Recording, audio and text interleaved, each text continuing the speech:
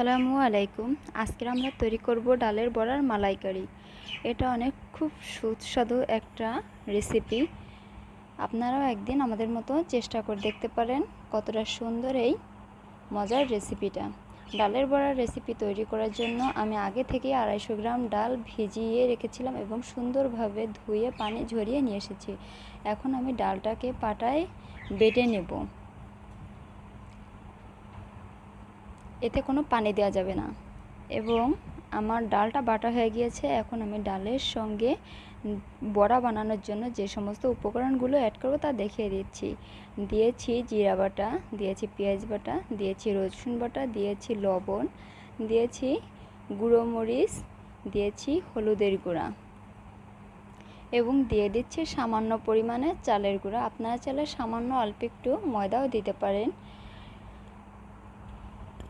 এখন দিয়ে দিব রান্নার রেগুলার তেল দিয়ে এখন আমি সুন্দরভাবে ডালটাকে মেখে নিব। আপনারাও চাইলে হাত দিয়ে সুন্দরভাবে ডালের ব্যাটারটাকে সমস্ত মশলা দিয়ে সুন্দরভাবে মেখে নিতে পারেন। দেখুন আমি কিন্তু আস্তে আস্তে খুব সুন্দরভাবে এটাকে নেড়ে চেড়ে উল্টে পাল্টে মেখে নিয়েছি। এখন আমি এটাকে শেপ দিয়ে দিব। আমার কিন্তু ডালের মিশ্রণটাকে খুব সুন্দরভাবেই মেশানো হয়ে গেছে। এখন দেখুন আমি খুব সুন্দরভাবে শেপ দিয়ে নিয়ে এসেছি। এখন ভাজার পালা। আমি চুলায় একটা প্যান বসিয়ে দিয়েছি এবং কিছুটা তেল দিয়েছি। তেলটাকে একটু গরম হওয়ার পরেই আমি আস্তে আস্তে ডালের বড়াগুলোকে খুব সুন্দরভাবেই দিয়ে দিচ্ছি যেন না ভেঙে যায় এবং আমার হাতে যেন তেল ছিটে না আসে। আপনারাও সাবধানের সঙ্গে কাজগুলো করবেন। দেখুন কত সুন্দরভাবে আমি আস্তে আস্তে এখন ডালগুলোকে ভেজে নিচ্ছি। আর আমি কিন্তু অল্প জালেই ডালের বড়াগুলোকে খুব সুন্দরভাবেই ভেজে নেব। আপনারাও কিন্তু অল্প জালে ডালের বড়াগুলোকে খুব সুন্দরভাবে ভেজে নেবেন। অতিরিক্ত ভাজবেন না বা কমও ভাজবেন না, পারফেক্টভাবেই ভাজার চেষ্টা করবেন। দেখুন কতটা সুন্দর কালার চলে এসেছে আমাদের ডালের বড়াগুলোর এবং প্রায় ভাজা হয়ে গিয়েছে। দেখুন আমি কিন্তু আস্তে আস্তে বারবারই নেড়ে চেড়ে দিচ্ছি আর খেয়াল রাখছি যেন ডালের বড়াগুলো না পুড়ে যায়। দেখুন আমার কিন্তু ভাজা হয়ে গিয়েছে। এখন আমি তেল ঝরিয়ে উঠিয়ে নিচ্ছি। দেখুন আমার সবগুলো বড়াই কিন্তু ভাজা হয়ে গিয়েছে এবং সবগুলো বড়াই কিন্তু আমি উঠিয়ে নিয়েছি তেল ঝরিয়ে। দেখুন কত সুন্দর একটা কালার এসেছে এবং এটা কিন্তু অনেক মুচমুচেও হয়েছে। এখন বড়া ভাজার পরে যে তেলগুলো থেকে ছিল অবশিষ্ট, ওই তেলের ভিতরে আমি দিয়ে দিয়েছি বাটা মশলাগুলো। দিয়েছি রসুন বাটা, দিয়েছি পেঁয়াজ বাটা, দিয়েছি কাঁচামরিচ বাটা, দিয়েছি জিরা বাটা। সব মশলাগুলো দেওয়ার পর আমি একটু নেড়ে চেড়ে নেব। দিয়েছি মরিচের গুঁড়া সামান্য পরিমাণের, যেহেতু আমি কাঁচামরিচ দিয়েছি হলুদের গুঁড়া দেওয়ার পরে এখন আমি আস্তে আস্তে একটু নেড়ে চেড়ে দিব। এখনও আমি কিছু মশলা অ্যাড করব।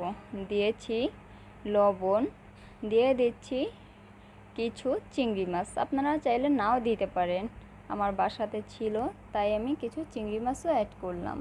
এই রান্নাটা কিন্তু আপনারা অবশ্যই স্কিপ করবেন না এবং সম্পূর্ণ ভিডিওটা একটু মনোযোগ সহকারে দেখলে আপনারাও বুঝতে পারবেন। এবং আমাদের এই রেসিপিটা কিন্তু বাস্তবে অনেক দুর্দান্ত একটা মজাদার রেসিপি।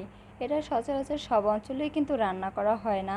দেখুন আমি কিন্তু আস্তে আস্তে কিন্তু মশলাটাকে খুব সুন্দরভাবে নেড়ে চেড়ে কষিয়ে নিচ্ছি।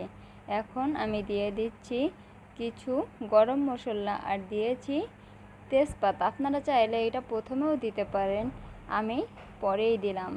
দিয়ে দেখুন আমি খুব সুন্দরভাবেই কিন্তু অনবরত নেড়ে চেড়ে মশলাটাকে খুব সুন্দরভাবেই কষিয়ে নিচ্ছি। দেখুন আমি কিন্তু আস্তে আস্তেই কষিয়ে নিচ্ছি। আপনারা চাইলে সামান্য একটু পানিও দিয়ে কষাতে পারেন। আমার পানির প্রয়োজন হয়নি তাই আমি দেইনি। আমার মশলাটা কষানো হয়ে গেছে। এখন দিয়ে দিচ্ছি আমি নারকেলের দুধ। আর হ্যাঁ, নারকেলের দুধটা কিন্তু অবশ্যই দিতে হবে এই বড়ার রেসিপিতে, কারণ আপনি যদি নারকেলের দুধটা না দেন তাহলে তো আর মালাইকারিই হলো না। কারণ এটার খুব প্রয়োজনীয় জিনিসই হচ্ছে নারকেলের দুধ। আমি কিন্তু ঢাকনা দিয়ে ঢেকে দিয়েছিলাম এবং যে নারকেলের দুধটা দিয়েছি ওটা বলক ওঠার পরে আবার কিন্তু ঢাকনাটা উঠিয়ে দিয়েছি। আর হ্যাঁ, আপনারা যদি নারকেলের দুধ কম থাকে তাহলে সেক্ষেত্রে আপনি পানি অ্যাড করতে পারেন। আমার নারকেলের দুধটা পর্যাপ্ত পরিমাণ ছিল, তাই আমি নারকেলের দুধ আর দেইনি। এখন আমি বলক ওঠা সেই নারকেলের দুধের ভিতরেই আস্তে আস্তে বড়াগুলোকে ছেড়ে দিচ্ছি। আর হ্যাঁ, আপনারা কিন্তু এটা মিডিয়াম আঁচেই রান্না করবেন, তা না হলে আপনার ডালের বড়ার ভিতরটা কিন্তু শক্ত শক্ত থেকে যাবে, পরে আর খেতে ভালো লাগবে না। তাই এটাকে যদি আপনি মিডিয়াম আঁচে রান্না করেন আর যদি একটু বেশি পরিমাণের পানি দেন তাহলে ডালটা খুব সুন্দরভাবে নরম তুলতুলে হয়ে যাবে এবং খেতেও অনেক টেস্ট লাগবে। দেখুন আমি কিন্তু বারবারই কিন্তু নেড়ে চেড়ে দিচ্ছি আর একটু ঢাকনা উঠিয়ে দেখে নিচ্ছি। এই যে অল্প জালেই কিন্তু আমি রান্না করে ফেলেছি এবং দেখুন আমার সম্পূর্ণ ঝোলটা কিন্তু টেনে গিয়েছে এবং সামান্য সামান্য ঝোল আছে। আমার কিন্তু রান্নাটা প্রায় শেষ। দেখুন কতটা সুন্দর কালার এসেছে এবং অনেক লোভনীয় একটা জিনিস কিন্তু এটা। দেখুন এখন আমার রান্না শেষ, তাই শেষ হওয়ার আগ মুহূর্তে 2-3 মিনিট আগে আমি ছড়িয়ে দিচ্ছি 1 টেবিল চামচ চিনি। এটা দেওয়ার পরে সামান্য একটু নেড়ে চেড়ে নিব যাতে মিষ্টিটা সব জায়গায় কম বেশি যায়। এটা ঝাল ঝাল মিষ্টি মিষ্টি একটা রেসিপি, খেতে অনেক মজা। আর তাছাড়া বড়রাও যেমন পছন্দ করবে এটা, ছোটরাও কিন্তু খুব পছন্দ করবে এটা। আমি আবার একটু ঢেকে দিচ্ছি। দেখুন আমার কিন্তু আবার ঢাকনাটা উঠিয়ে রেখেছি, আমি কিন্তু 2-3 মিনিটই রেখেছিলাম ঢাকনাটা। এখন দিয়ে দিচ্ছি সামান্য জিরা গুঁড়া, এটা কিন্তু ভাজা জিরার গুঁড়া। এখন আমাদের রান্না শেষ। এখন আমি এটা নামিয়ে আপনাদেরকে পরিবেশন করে দেখাবো যে কতটা সুন্দর হয়েছে বড়ার মালাইকারি। হ্যাঁ, আপনাদের কিন্তু দাঁত রইল, যদি আপনারা মনে করেন যে ভালো হয়নি তাহলে আমরা একদিন আপনাদেরকে খাইয়ে দেখাবো যে কতটা মজার একটা রেসিপি। আর হ্যাঁ, এই দেখুন আমি কিন্তু আপনাদেরকে পরিবেশন করেও দেখিয়েছি কতটা সুন্দর এবং কতটা লোভনীয় একটা রেসিপি। আপনারা একদিন চেষ্টা না করলে কিন্তু বুঝবেনই না। আর হ্যাঁ, আপনাদের সকলকে ধন্যবাদ। আমাদের পাশে থাকবেন, আমাদের চ্যানেলটা সাবস্ক্রাইব করবেন। আল্লাহ হাফেজ।